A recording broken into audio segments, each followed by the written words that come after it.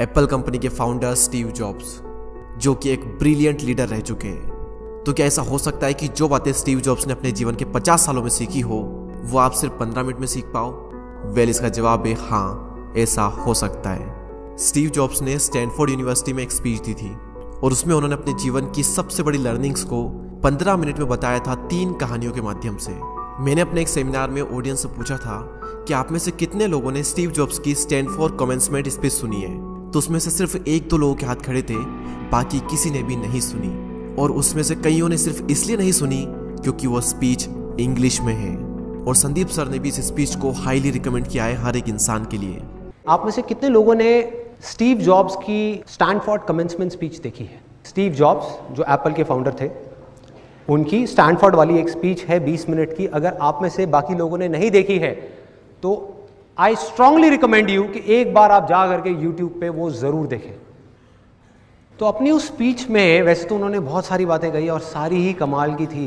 तो आज शब्द सारे स्टीव जॉब्स के हैं। मैं तो बस उन्हें आवाज देकर हिंदी में और बहुत ही आसान भाषा का प्रयोग करके आप तक पहुंचा रहा हूं, ताकि कोई भी ऐसा ना हो जो विश्व की सबसे बेहतरीन स्पीच को सिर्फ लैंग्वेज बैरियर की वजह से ना सुन पाए। तो मन को सारी चिंताओं और बाहरी विचारों से मुक्त कर दें। आज आप वो सुनने वाले हैं जिसकी वजह से आपकी जिंदगी में एक विस्फोटक परिवर्तन आ सकता है।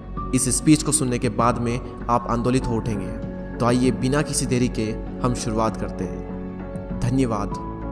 आज विश्व के सबसे बेहतरीन विश्वविद्यालयों में से एक के दीक्षांत समारोह में आप सभी के साथ होना मेरे लिए सम्मान की बात है। मैं आपको सच बताना चाहता हूँ, मैं कभी किसी कॉलेज से पास नहीं हुआ और आज पहली बार मैं किसी कॉलेज ग्रेजुएशन समारोह के इतने नज़दीक तक पहुंचा हूँ।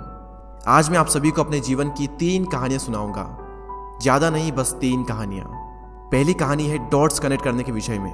रीड कॉलेज में एडमिशन लेने के बाद मैंने 6 महीने के अंदर ही पढ़ाई छोड़ दी थी, लेकिन मैं उसके 18 महीने बाद तक वहाँ किसी तरह आता जाता रहता।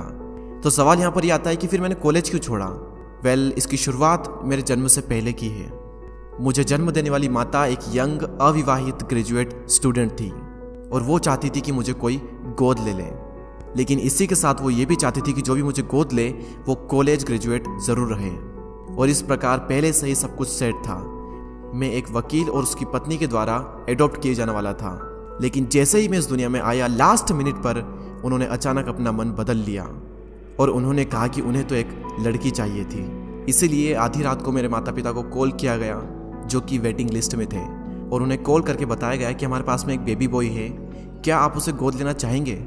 और उन्होंने तुरंत हाँ कर दी। लेकिन बाद में मेरी जन्म देने वाली माता को पता चला कि जिन्होंने मुझे गोद लिया है वो कॉलेज ग्रेजुएट नहीं है और पिता तो हाई स्कूल पास भी नहीं है, और इसीलिए उन्होंने अंतिम एडॉप्शन पेपर पर साइन करने से मना कर दिया।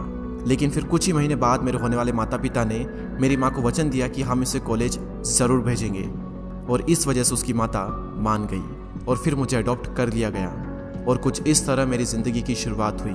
और 17 वर्ष के बाद में मैं कॉलेज गया, लेकिन गलती से मैंने स्टैनफोर्ड जैसा ही एक महंगा कॉलेज चुन लिया। मेरे वर्किंग माता पिता की सारी पूंजी पढ़ाई में खर्च होने लगी और 6 महीने बाद मुझे इस पढ़ाई का कोई भी महत्व नहीं दिखाई दे रहा था। मुझे कोई आइडिया नहीं था कि मैं अपनी ज़िंदगी में क्या करना चाहता हूँ। कोई आइडिया नहीं था कि किस तरीके से कॉलेज मेरी मदद करेगा अपनी ज़िंदगी में कुछ करने के लिए। और यहाँ पर मैं अपने माता पिता की जीवन भर की पूंजी पढ़ाई में खर्च करता जा रहा हूँ। और इसीलिए मैंने कॉलेज ड्रॉप आउट करने का डिसीजन लिया और यही सोचा कि जो होगा अच्छा होगा।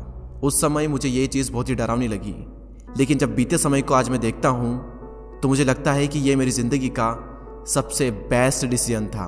वो कैसे, मैं आपको अभी बताता हूँ। जैसे ही मैंने कॉलेज ड्रॉप आउट किया था तो मैंने उन क्लासेस को करना छोड़ दिया था जिसमें मेरा इंटरेस्ट नहीं था, और मैं केवल उन्हीं क्लासेस को करता था जिसमें मेरा इंटरेस्ट था।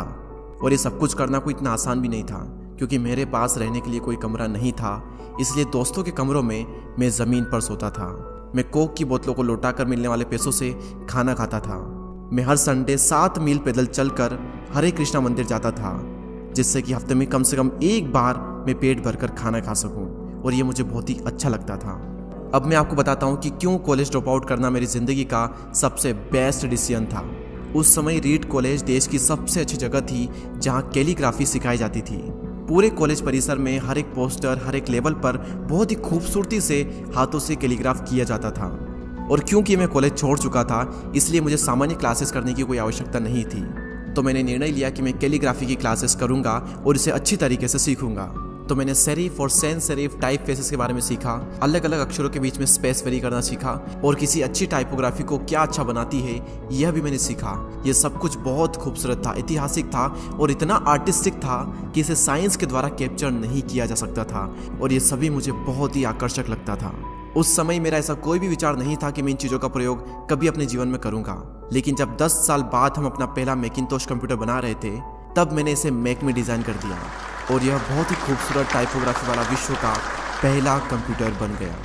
अगर मैंने कॉलेज में केवल कैलीग्राफी में प्रवेश नहीं लिया होता तो मैक में कभी भी मल्टीपल टाइप फेसेस या प्रोपोर्शनली स्पेस्ड फॉन्ट्स नहीं होते, और क्योंकि विंडो ने मैक की कॉपी की है तो दुनिया के किसी भी पर्सनल कंप्यूटर में ये सब नहीं होता।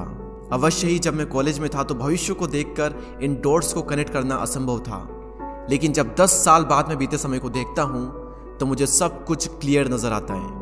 आप केवल पीछे देखकर ही डॉट्स को कनेक्ट कर सकते हो, इसीलिए आपको विश्वास करना होगा कि अभी जो भी हो रहा है वो आगे चलकर किसी न किसी तरह से आपके फ्यूचर से कनेक्ट हो जाएगा। आपको किसी न किसी में तो विश्वास करना ही होगा, अपने गट्स में, अपने भाग्य पर, अपने जीवन पर या फिर अपने कर्मों पर। किसी न किसी चीज पर तो विश्वास करना ही होगा, क्योंकि इस बात में विश्वास रखना कि आगे चलकर डॉट्स कनेक्ट होंगे, ये आपको अपने दिल की आवाज़ सुनने की हिम्मत देगा, और उस समय भी जब आप बिल्कुल अलग रास्ते पर चल रहे होंगे, और यही बात आपको बाकी लोगों से अलग बनाएगी। तो मेरी पहली कहानी से सबसे बड़ी सीख यही है कि जो हो रहा है वो अच्छे के लिए हो रहा है, और अभी आप जो भी कर रहे हैं वो आगे चलकर आपके किसी न किसी काम जरूर आएगा। आप बस अपने आप में विश्वास रखकर करते जाइए जो कर रहे हैं।